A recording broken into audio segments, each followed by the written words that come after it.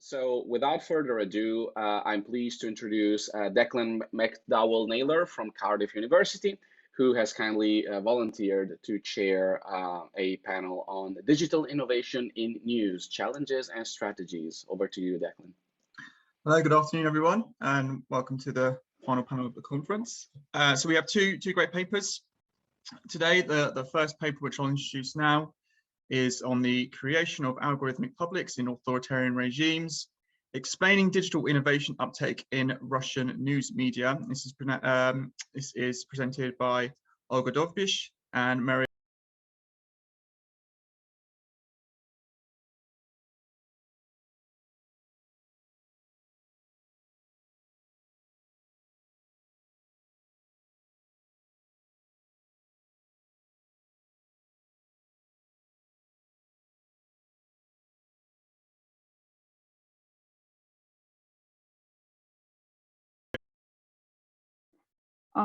Can you hear me and can you see the slides? We can hear you and we can see your slides, yes. Okay. How many minutes do I have? Well, I think the plan I think the plan is to give each set of presenters 30 minutes in total, so we'll take about an hour. So if you could stick to the original 12 to 15-minute presentation time, that would be perfect. Give me more time to receive questions. Okay, great. Thank you very much, and thanks, Cristian, for the opportunity to present at this conference. And today I'll talk about the creation of algorithmic publics in authoritarian regimes, explaining digital innovation uptake in Russian news media. And this paper is the output of the research project called Sustainable Journalism for the Journalistic Future, where Mariëlle was PI and I was the main executive person, and here we'd like to share our results. And first of all, I would say that today, as all of you see, the rapid expansion of data-driven practices and automation tools and services in news media lead to a structural transformation of what it means to produce news, to be a journalism, to engage with one's audiences, and on the receiving end, what does it mean to be an informed citizen? And here in this research, we understand automation, we understand digital uptake in a very broad sense, including various types of tools and services applicable at different stages of news process, from automated text generation to audience analytics, audience engagement analytics, news recommendation and personalization services, bots, and other tools. However, although these processes are global and notwithstanding similarities, we should understand that it's not a globally homogenizing force, and how these processes are deployed and how the impact interlink with cultural and socio-political differences, including, for instance, how media professionals, media workers in different countries and in different media regimes make sense of computational technologies in their work. And having these ideas in mind, we noticed, and we must say that while growing scholarship discussion explores these issues, these problems in democracies and in Western countries, the problem how digital innovations and the media platformization intersect with conditions of restricted media freedom remains under-theorized. And as such, we formulated our research question as what are the logics and implications of digital innovation uptake and platformization in news media in an authoritarian regime, in particular that of Russia. So we consider Russia as a case for this research. And placing our research in the context, a couple of words about the media model in Russia. And we should say that based on the previous literature, on the previous research on Russian media model, all the processes and all kind of developments are commonly approached through the prism of state media relations. And for instance, to what extent the media is pro-governmental or oppositional, to what extent the media are financed by the state or get funding from other sources, to what extent the media are owned by the state or loyal or owners, oligarchs, or to what extent the owner is oppositional to Kremlin. And also keeping in mind that things we face a kind of stereotypes in the scholarly discussion that, for instance, technological development, digital innovations uptake will be also aligned with the media outlets orientation towards political regime.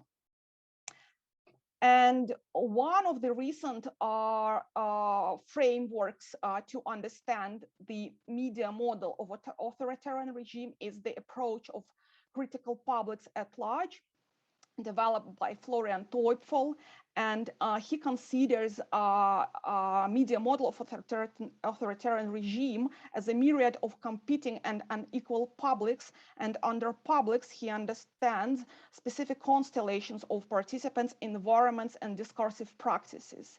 And according to him, publics differ depending the type of criticism they express. And here you can see this classification of uncritical publics, policy critical publics, and leadership critical publics. And according to this framework, which is definitely applicable to the situation in Russia, in Russian media, there are some publics settling in different forming and developing and sustaining by different media. And the task of the researcher is just to see these publics and like analyze them. At the same time, when it comes to current technologies, they have a transformative effect of how publics are actually formed, cultivated, and sustained. And here we can see a growing number of research that, for instance, publics do not exist until they are calculated, or the publics can be engineered for specific purposes or events.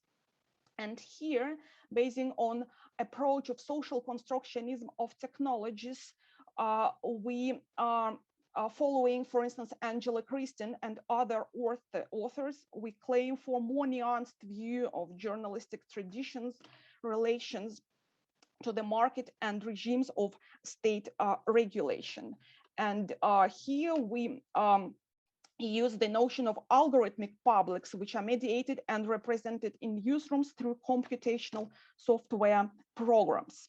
So we started with the combination of these two frameworks for our research. And this is a qualitative research, so we are basing on qualitative data of 51 semi-structured interviews with media professionals represented a broad range of Russian media. I mean, back to this political alignment, and also involved in various stages of journalistic production and dissemination. And due to COVID restrictions, all the interviews were collected via online conversations in Skype, Zoom, or Telegram, and lasted of an average of 60 minutes. And then we conducted an analysis of collected data by defining common topics and combining them into bigger thematic categories to make a more general sense of how Russian media professionals perceive and make sense of technological uptake. And here, due to limit time, I'll skip the more general results of the Russian media in general, but they are presented in the paper we submitted, and would like to follow on so-called vignettes we selected to demonstrate further our findings. I must say that these vignettes popped up from the data, so we didn't expect them before the research. So they just popped up from the data, and we, as ethnographic researchers, followed this data and what the data showed us. And why we selected these three cases, because they represent media placed at particular different places of political spectrum, from pro-state, pro-governmental and state-owned RT, former Russia Today, to oppositional online media Meduza and RBK, located in between. And surprisingly, being so different in terms of political orientation, they represent the most the brightest cases of innovation advancement, innovation uptake in Russian media. And here I'll explain, I'll demonstrate the differences of these three cases. So RT, as many of you probably know, is a kind of enfant terrible of global media, and it was many times in academic and industrial literature was criticized for inaccurate reporting, spreading disinformation and propaganda to propagate Russian domestic and international politics, and spread disinformation regarding politics of other countries. At the same time, RT represents probably the brightest example of utilization and experimenting with digital technologies, with innovative technologies in Russian media sphere. And as many respondents from other media say, they can afford it because of state financing. And at the same time, being widely criticized for limits of freedom of speech and freedom of journalism from the perspective of IT specialists and developers with whom we made interview. They praised RT for freedom and creativity and for the opportunity to develop and experiment with different technologies and tools. And when it comes to RT, their understanding of technologies and their use of technologies and their processes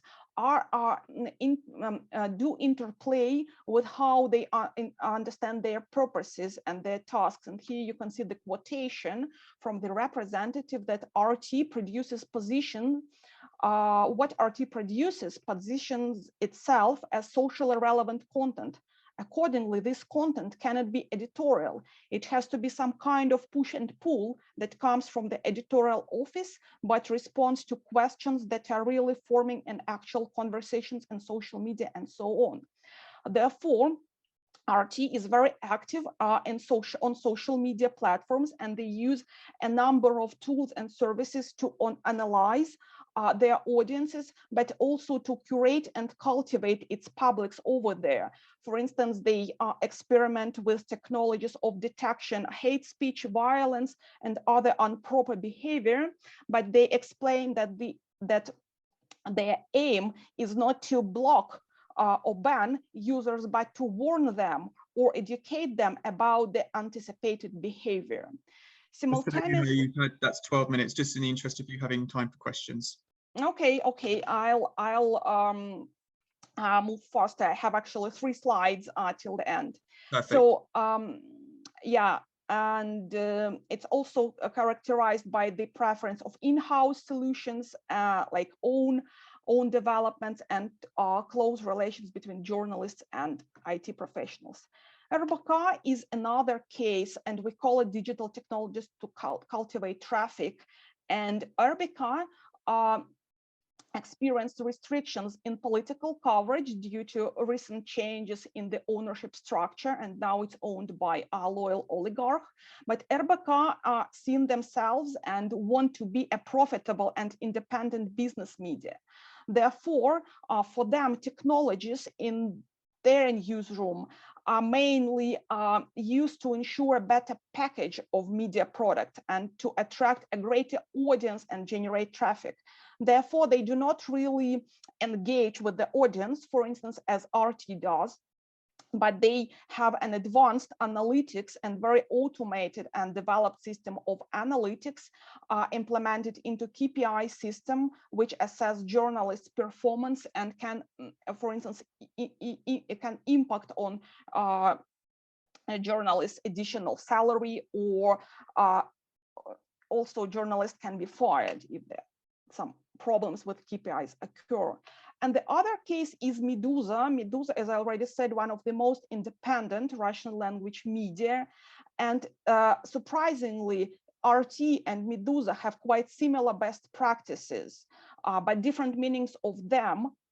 And as I said, RT is quite closed in terms of sharing their technologies, while Meduza try to be open and also think to sell their technologies to get money out of it. And also at the same time, they probably have the same understanding in terms of audience engagement. So they also understand technologies to find and develop loyal publics. And here are our conclusions. So as we claimed, for problematization of critical publics and large and authoritarian regimes, in the context of current tendencies of automation and algorithmization of the mediated communicative space. However, in comparison to existing framework, we consider innovative technologies are not as just environment, a passive environment, but as obtaining own agency in construction and formation of algorithmic critical publics. And when it comes to Russia, while the development of Russian news media is typically explained by referring to the political regime, we explored an alternative perspective that comes with focusing on digital innovation and how digital innovations are understood and perceived by the workers. And as such, we reveal that similar tech solutions and best practices may have different impact on environment, participants, and discourses that constitute these publics. And contested meanings of technologies in newsrooms are interrelated with political allegiances of these newsrooms, but have own explanatory capacity. Thank you very much. And here are the references just in case. Thank you very much, Olga. There's an area of research I'm not very familiar with, algorithms in the newsroom, so I'm very glad to have been able to hear your talk today to learn a little bit more about the topic. If you have questions, please do post them in the chat or raise your hand if you'd like to speak directly. I'll kick things off, I suppose, as chair. I had lots of really interesting things I wanted to ask about, so it's hard to select. The one I think I'll go for is the were there any kind of, in your interview finds, did you find examples of contestation between organizational actors within organizations about what the technologies should be doing? You talked about the social constructivist perspective. So in that sense, I was wondering if there were any kind of power struggles or power contestations within news organizations, or even with organizations outside the news organizations, about what these technologies should be doing. And kind of flowing on from that, whether you could say that the use of these algorithms in newsrooms has the use of these technologies in newsrooms strengthens state control as an outcome, as just something to pose there. Yeah, thanks. So regarding the first part, regarding the contestations within newsrooms, yes, we did. And in this sense, I think Russian media are not that different from their Western counterparts or Asian counterparts, because we see from the previous research that this contestations do exist. And we were probably more careful about how these contestations can be solved in the newsrooms. And again, back to, for instance, cases of Medusa and RT, they have, as I already said, similar best practices, for instance, to solve this problem of contestation when they have a kind of person who works as a mediator between journalistic personnel and IT specialists and developers, and he or she is kind of translating from journalistic language to language of developers and vice versa. And this is one of the solutions to overcome this contestation. The other contestation is more close to how to say a formal hierarchy in the newsroom and the personnel of editor-in-chief, when editor-in-chief actually decides how, depending on whom he or she prioritized journalists or developers, he decides whose position they follow. Yeah. And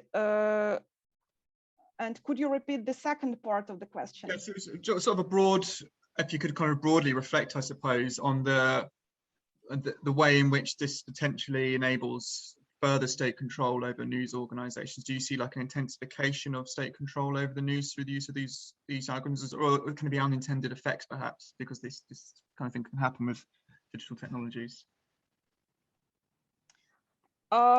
Regarding intensification of control, yes, I can say, but it's a more complicated situation. Yeah, so this control, and we are developing it in our other paper, it's actually coming, for instance, from the control through the infrastructure.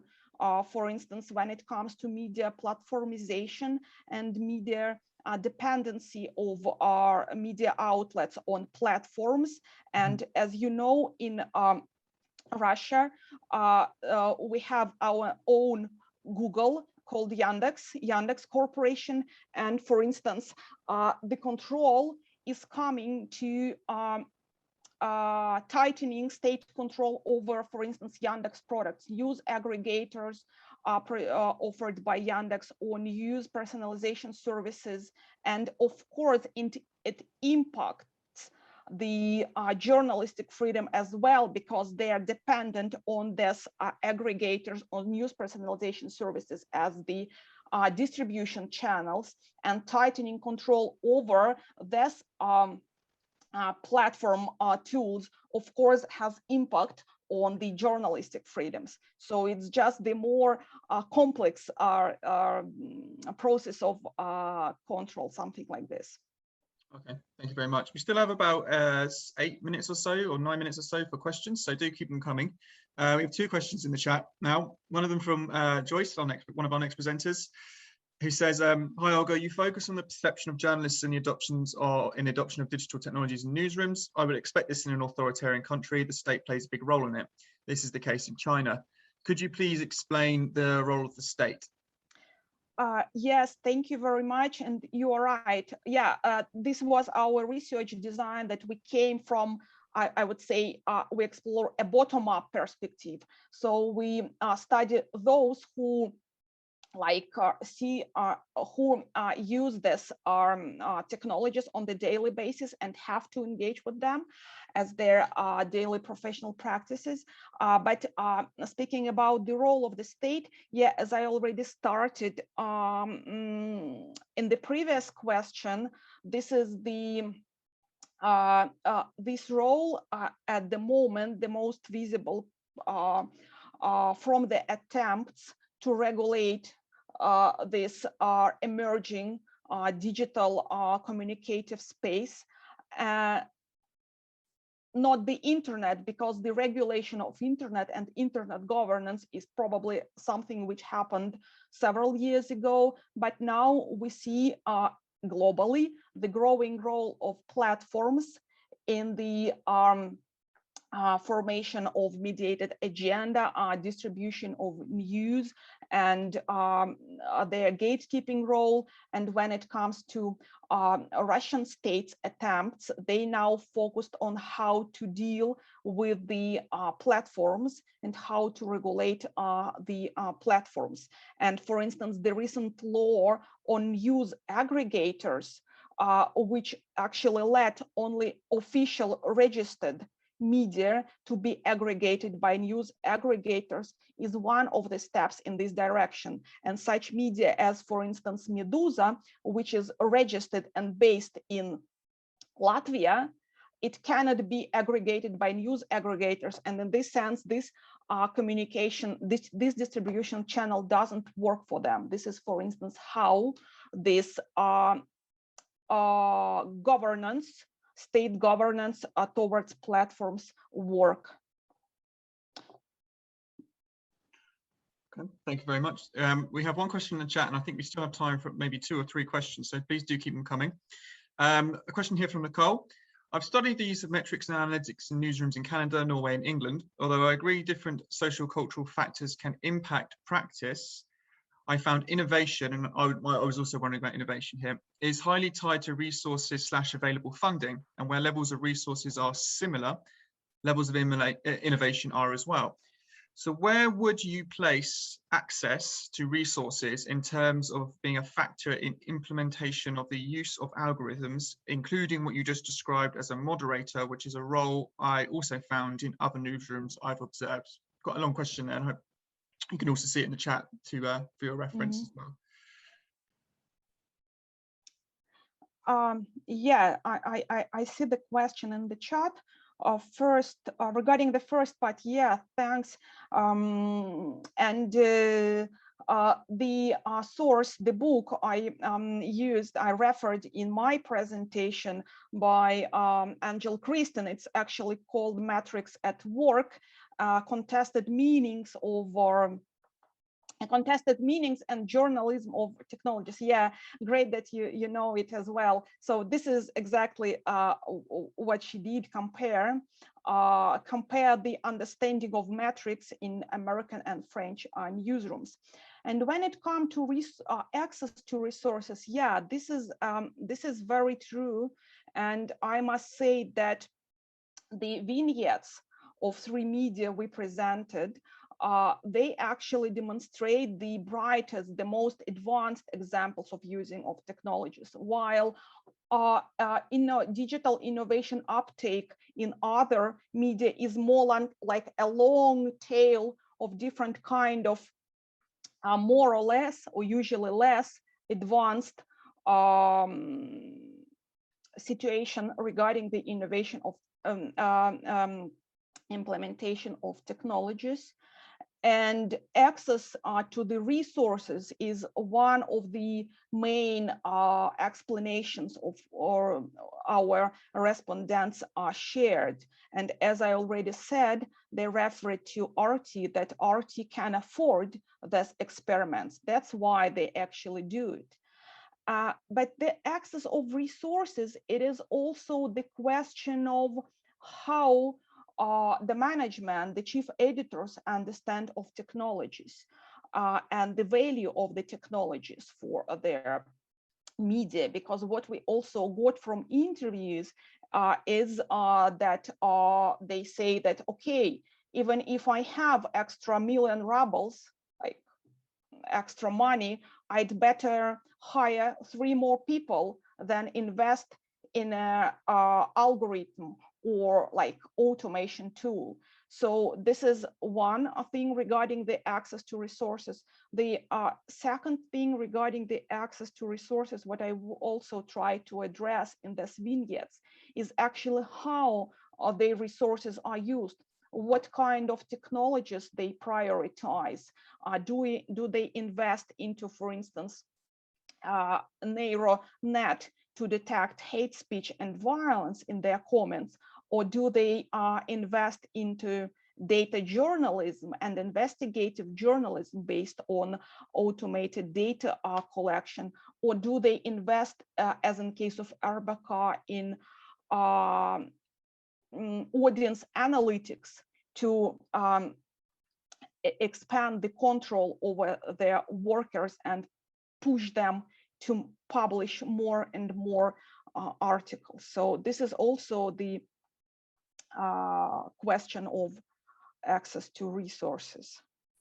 If I could, as a co-author, add one. Hi, Mariëlle. I add one further nuance, because I think that this question about whether there's a direct relationship between resources and innovation, I think is a very important one. And what we actually find in the case of Medusa is that they have to innovate in order to exist, so to create an audience for themselves, but also to create revenue to be able to continue to exist. So they are very innovative, but exactly because they want to create and exist on the basis of, for example, advertisement income. And so it means that we see quite an opposite dynamic there. So it's not necessarily that there initially is resources and therefore there is innovation, but it's much more that there is innovation in order to generate resources, in order to be able to perform their political and social function. So I think that Medusa, in that sense, is quite an interesting case where we see that's a different kind of logics at play as well.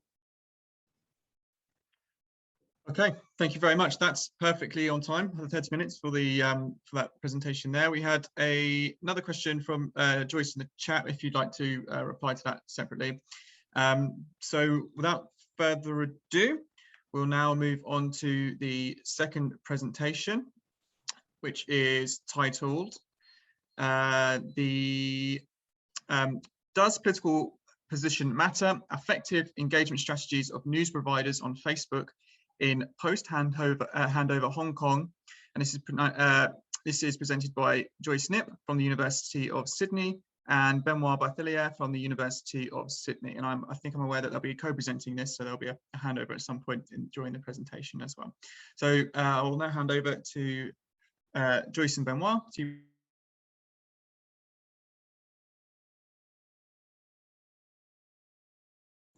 Are you seeing my screen? Yes, we can see the screen now. We can hear you. Yes. Okay, that's great.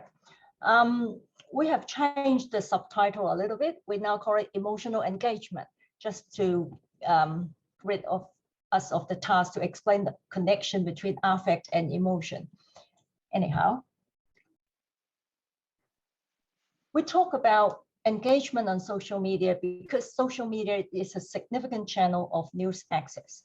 But news on social media is different from news on the web or elsewhere, especially news on Facebook. It's more partisan. And hyper-partisan news receives more angry reactions. When I talk about reactions, I'm talking about when you look at the bottom of a Facebook post, if you click the icon like, you'll see a number of emojis that show either love, care, haha, wow, sad, or angry. And angry reactions after news use is associated with increased news sharing. But in different cultures, actually different emotions are associated with more news shares. Generally, the level of emotional reactions correlates with news sharing. News sharing is important because in Western societies, hyper-partisan news has aroused a lot of angry reactions among users, which in turn increase the dissemination of their content, which are considered as a major source of disinformation that has created a lot of disruption in society. So the theoretical premise that we take is, in political terms, emotional reaction and news sharing are political acts, because in political activities, people use their emotions instrumentally. Sorry, Joyce, just to interrupt quickly, you may want to make the slides full screen just to improve the view for everybody, if that's... sorry. Yeah, possible. sure. No worries. Forgot about that. Yeah. We are doing the study in Hong Kong, which was a British colony until 1997, and now a special administrative region of China under the one country, two systems. Because of this special arrangement, Hong Kong has a little bit more press freedom than the rest of China. When China took over Hong Kong in 1997, there were two main sectors in the news media. One sector was the Hong Kong mainstream news media, which have been co-opted politically and economically, but with notable exceptions, such as the Apple Daily, which recently made international news. Another sector was China's party media in Hong Kong. But since then, there have been dissenting digital medias that have been formed, and there have been many more China supporting digital media that have appeared. Our main interest is to look at what is generally called pro-China media in Hong Kong, to look at what is the influence of this pro-China media, what kind of strategies they use to support their message dissemination and to get support for China. So as part of a study on China's propaganda targeting Hong Kong. But to start with, we have to identify what are the news media that are relevant. In fact, a lot of these China supporting media are very little known. So we start with three lists published by the Hong Kong government. One is the list of registered newspapers, and another list on radio, another list on television. And then we did searches in news reports. And then we came up with over 50 news media. Many of them do not include dissenting media, which are community media or activist media. But we look at this as a good enough list because of our interest, and we try to categorize them. And again, previous studies on Hong Kong media try to sort of generally describe this as pro-China media without differentiating them. But what we want to do is to locate them using their political economic relations to the Chinese party state. So we look at their level, like whether it's a national level media, whether it's a local level media, whether it's a party media, whether it's market media. Well, in the context of mainland China, market media are those that will accept private investment. But for the purpose of our study, we just group them all into China media. So we have another two groups of media, which is the China supporting media, which include those mainstream media that I described before, and the pro-China digital media, the newly established pro-China digital media. And then there's another group called the China critical media, which include the independent digital media, which explicitly say they try to promote press freedom, and then the anti-China traditional media, including, for example, Apple Daily, and a few of the newly formed digital media for which we do not have very clear information about their background. How we categorize them is we're based on three sources of information. One is we look up each of them in the company registry in Hong Kong. And number two, we look at their yearbooks if they are public companies. And number three, they are we rely on news reports. Our aim is to identify the Chinese language news media that are either headquartered in Hong Kong or the mainland Chinese media that have a special service that target Hong Kong. So we arrive at 52 Facebook pages. The period of data collection starts on the 21st of May 2020, which was the day when China announced that it will pass a national security law for Hong Kong. After many months of protests and riots in Hong Kong, which have further polarized society in Hong Kong politically into the so-called blue camp and yellow camp, the last day of data collection was the 31st of July, which was the first day of meeting of the Office of National Security Law of China and the Committee of National Security Law formed in Hong Kong. So we have four groups of hypotheses. We only look at political news. In terms of emotional intensity, we hypothesize that the users of the critical Hong Kong media, because of their dissatisfaction with the government, because of the high-handedness in the way the national security law was passed, they would have a higher level of emotional intensity than the China supporting Hong Kong media, which in turn would be higher than China media in Hong Kong. In terms of the structure of emotional reactions, which we refer to what type of reaction is elicited towards what type of topic, we think these three media categories would have different structures of emotional reactions. In terms of the angry reaction specifically, we also think that the China critical Hong Kong media would be higher than the China supporting Hong Kong media and higher than the China media in Hong Kong. In terms of the correlation between anger and share, we also think the Hong Kong critical media would be higher than stronger than the China supporting Hong Kong media and stronger than the China media in Hong Kong. So now I invite my co-author, Benoit, to continue present. Hi. So we got the data from CrowdTangle, which is a subsidiary of Facebook, and we used their API to collect the textual data from all of the posts during the time period that was relevant to our study. We ran some pre-processing on that text, which was a little bit challenging because we were working with a bilingual corpus. So we had Mandarin Chinese and Mandarin Cantonese text. And so we pre-processed everything, cleaned the data, removed the advertisement and so on, and that left us with about 90,000 posts to work with. Then we ran some topic modeling on the corpus to try and discover the main themes that were talked about within the Facebook posts. We used an automated method to find the optimal number of topics, and that gave us 7 overall themes, main themes for the corpus. And out of those, 3 stood out to us as being more political than the others. So the first one was the national security law.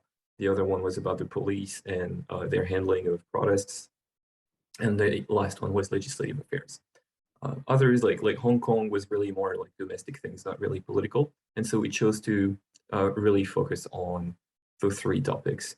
And then the next step was, so we were going to base our study on the study of those themes, but we also wanted to cross-reference that with the emotional information that we got from the Facebook reactions.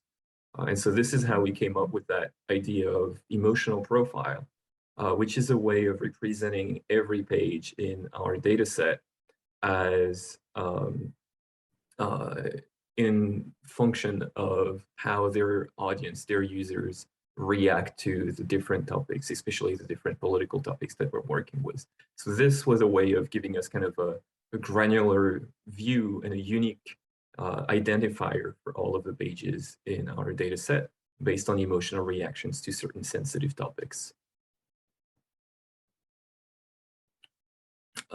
Just so some descriptive statistics, not all of the pages or the categories of pages that we isolated were equal in terms of volume of discourse, although we accounted for that later in our analysis.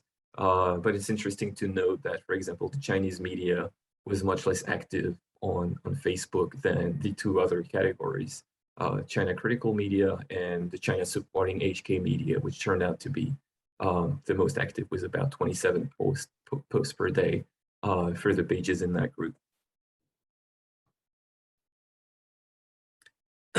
So just looking at the news agenda as to what topics the different groups of pages discussed, we can already see clear differences. So the most obvious example is the political topics that we're looking at. Those are in gray on the chart, and then the bar that you've got on the far right is the China critical media, and so you can see that those topics, the national security law, the police, the legislative affairs, those are very important, and they make up for most of the discussion on those pages.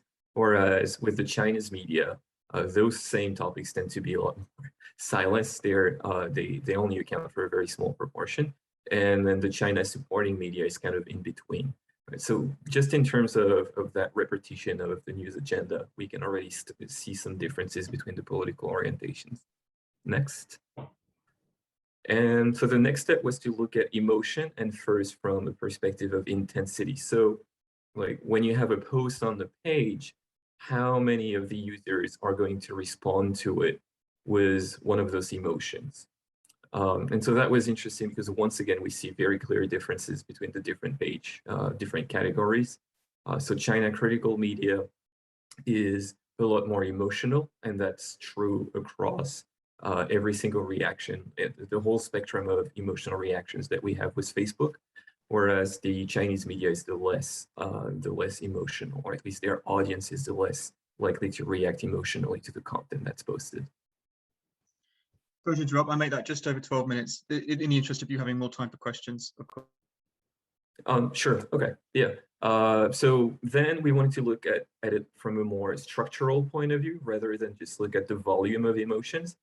So we know that the intensity of emotional response, the volume differs, but maybe the structure would be different. And so this is just a first overview without any distinction per topic. And we see that we have some differences between China, where, for example, anger, which is in red here, is a lot less dominant than in the other pages, but love is a lot more present. But that's not necessarily granular enough because we don't know what topic is making people angry. So if we move on to the next slide, this was our next step, and this is where we started working with that notion of emotional profile. And we clustered the different pages that we had based on their emotional reaction to a topic. So if you look at the graph here, let's take cluster 1 because that's the easiest to understand visually. Cluster 1 corresponds to the China critical media. So this is where pretty much every single China critical media page was clustered. And you can see that they're characterized by very angry reactions to topic 0, which was the national security law, and to topic 3, which was the police. And so we have one very well-defined cluster based on that emotional profile. It's a little bit less marked for the other profile, but you can still see that each of those have like a different emotional fingerprints. And so between those clusters that we created and the original categories that we outlined, we found a fairly significant overlap, which tells us that this emotional profile can be used to distinguish between the political orientation of the different pages.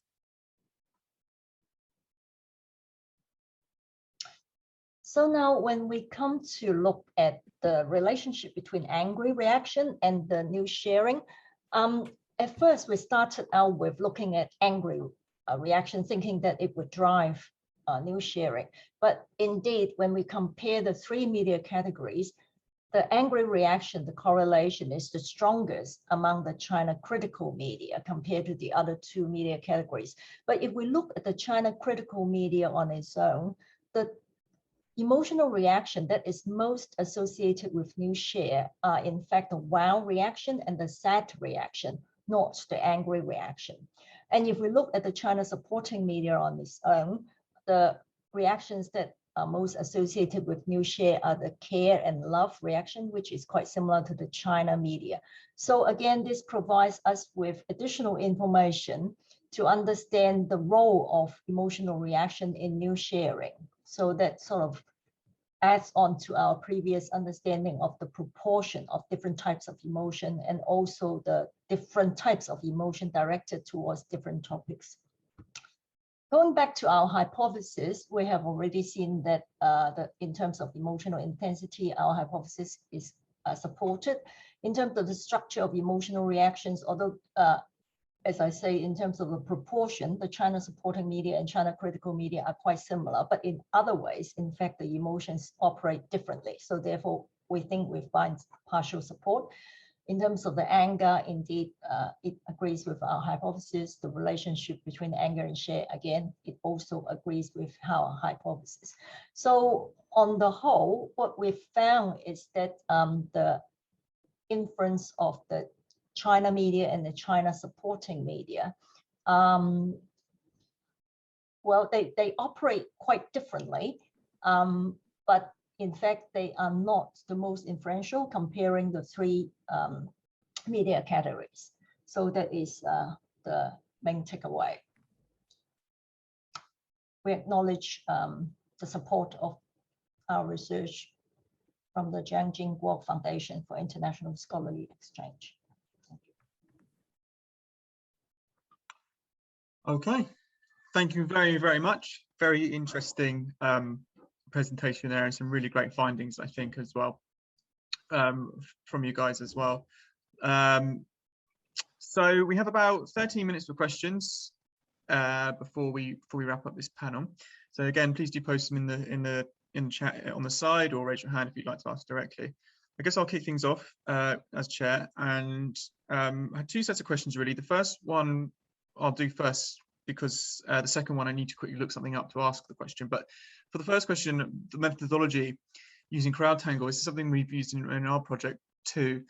How did you find kind of the use of that CrowdTangle data? Did you run into any obstacles with collecting and cleaning and analyzing that data, just out of curiosity? Benoit, would you like to answer that one? Yeah, sure. I mean, we originally worked with the Facebook API, and that gave us a lot of trouble. So like moving from that to CrowdTangle, that was a lot easier. And like we checked for comprehensiveness of the data, found that it was actually very reliable compared to especially what we were getting with the API. And then the main problem was really with the cleaning of the data. So it was a really long and painful process for Joyce and I. Yeah. Was kind of a mix of heuristics and manual cleaning. Yeah, but that wasn't really due to the CrowdTangle data per se, but more due to the format in which those different pages were making their posts on Facebook.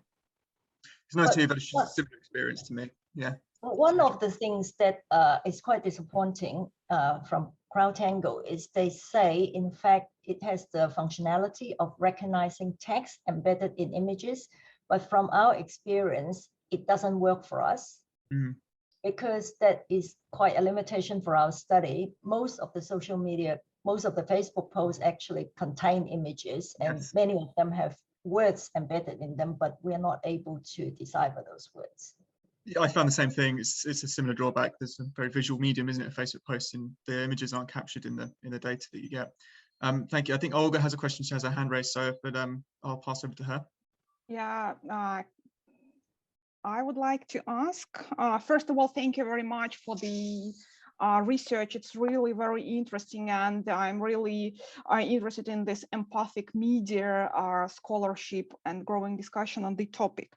My question is, to what extent do you think the use of emotions in Facebook posts reflect the editorial policy? The second question, in to illustrate what I mean, who decides in the newsrooms how these emojis are used? Are these journalists or SMM managers? Because doing our research, we know that in different news media, it can be a completely different procedures and with different intentions. In those newsrooms where journalists post their publication, make this post on Facebook, they pursue, for instance, the intentions to present their article in better way, or to explain something to the audience. While when there's SMM managers, social media managers, they may have completely different topics to get higher reaction, to get more likes, shares, and so on and so forth. And moreover, in some newsrooms, especially in our country, SMM social media managers are quite independent from the editorial board, and to be honest, nobody cares what social media managers do in social media, how they actually post these materials, as long as, for instance, they bring the traffic. Well, I think there are three factors involved. Number one is indeed some newsrooms may be more guided by the so-called social media logic in trying to get as many engagements as possible. And there have been studies that find that if you use certain textual techniques like exclamation marks and videos and images, they are more likely to get reactions. But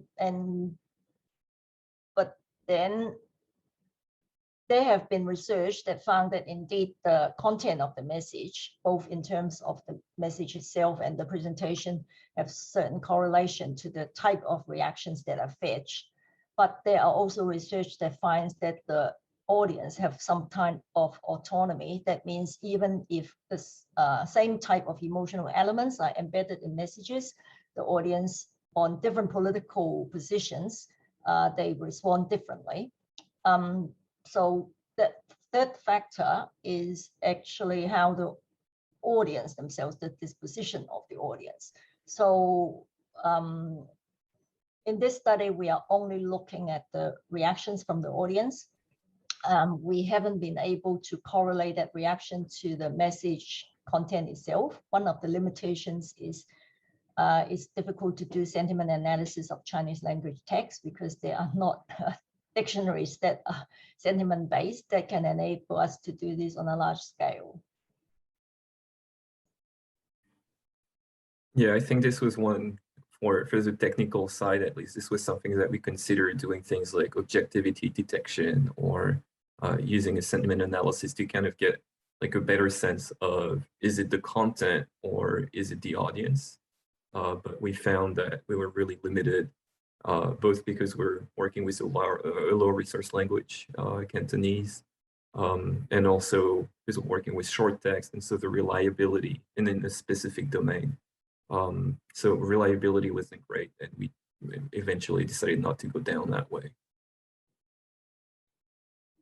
Okay, we have a question from Cristian, who says, do we have any evidence that users' reactions may drive Facebook's algorithmic distribution of news, as in if someone uses the angry reaction to some news, they may be less likely to see similar news or news from the same source in the future? Well, I think everybody would be interested to know the algorithm in Facebook, but we have no privy knowledge to that. But we take that users, when they make a reaction or when they make a news share, we consider it as a political act in the political context of political news, especially in the context of very polarized situation in Hong Kong.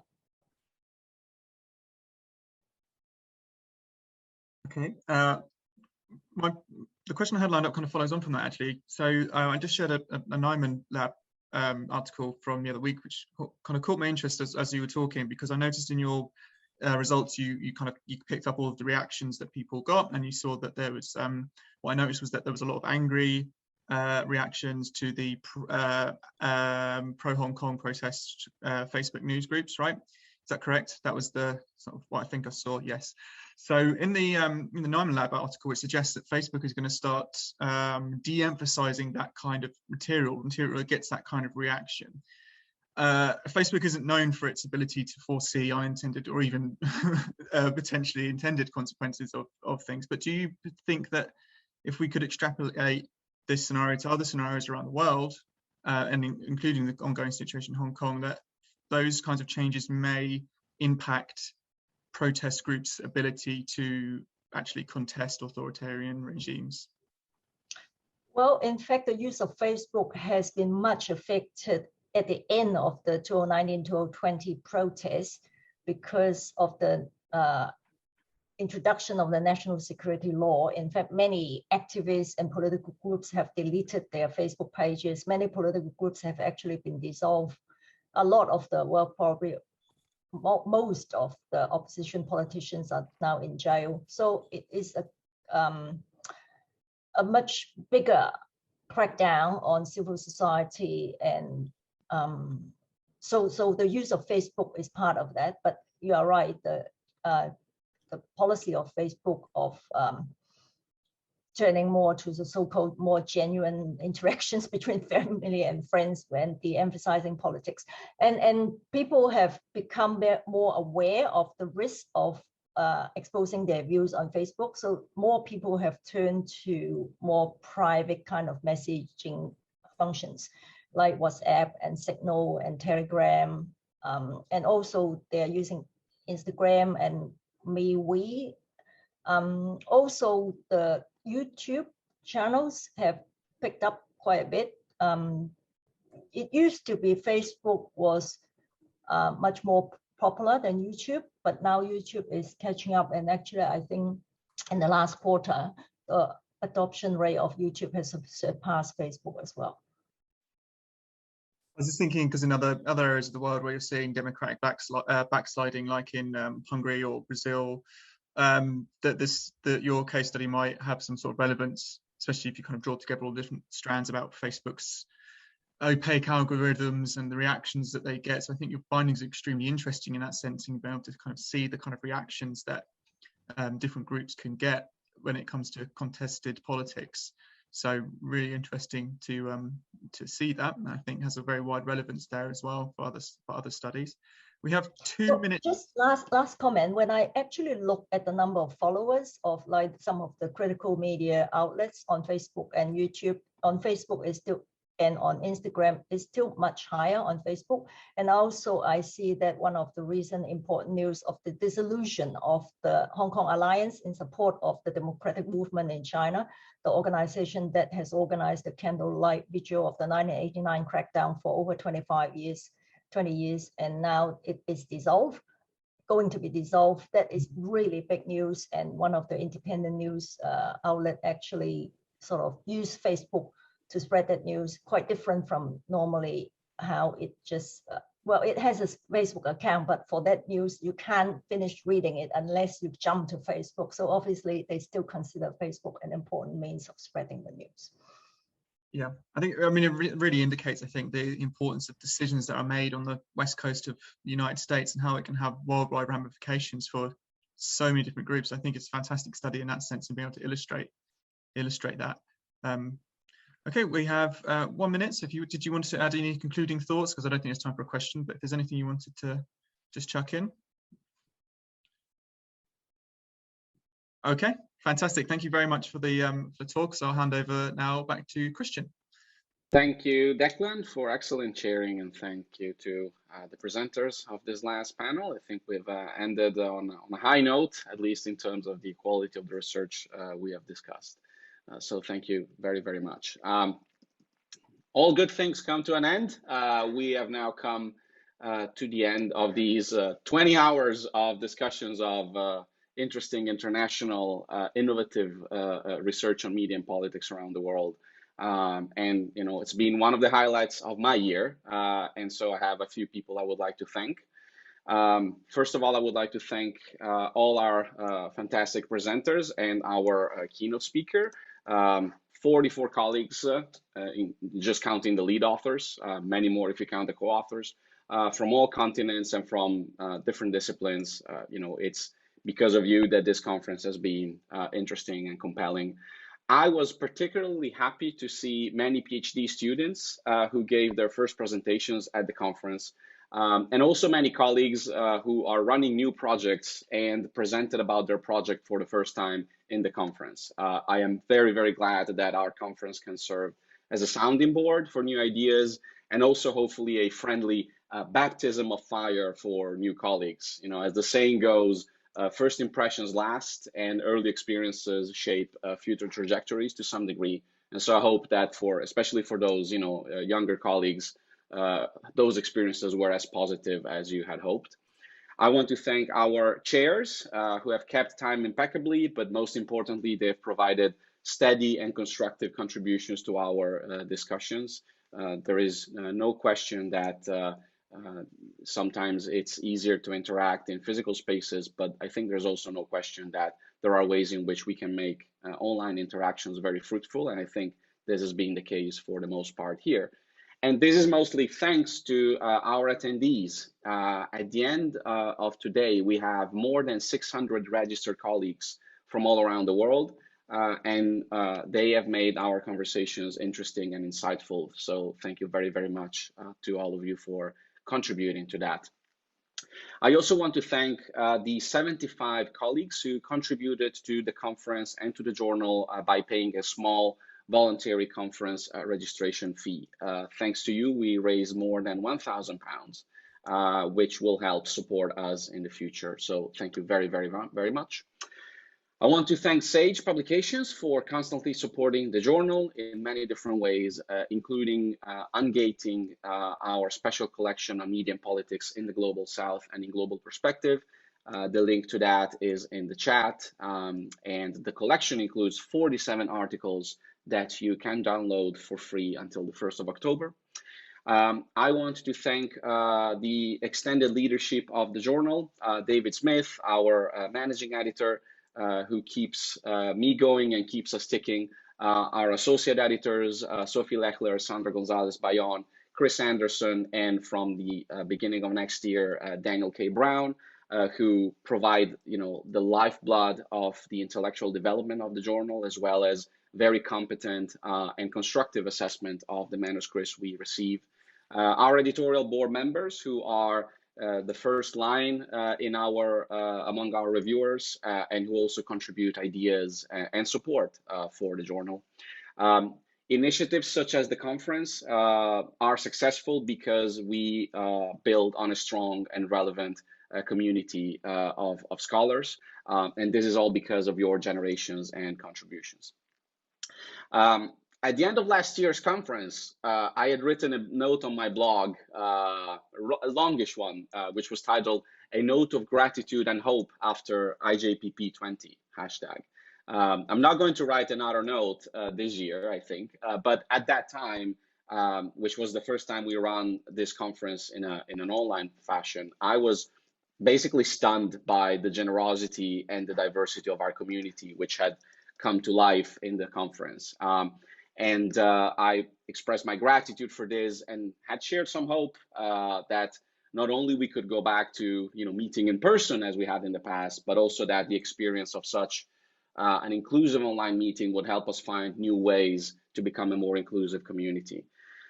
We've done it again this year, and so I'm not stunned anymore, but I am ever as grateful, and I want to convey this to you. And even though some of my hopes from last year have not materialized yet, and we're still in this limbo in terms of what the world is going to look like in the near and far future, I am still, stubbornly hopeful that a better future awaits all of us. So goodbye, good luck, and I hope to see as many of you as possible very soon. Take care.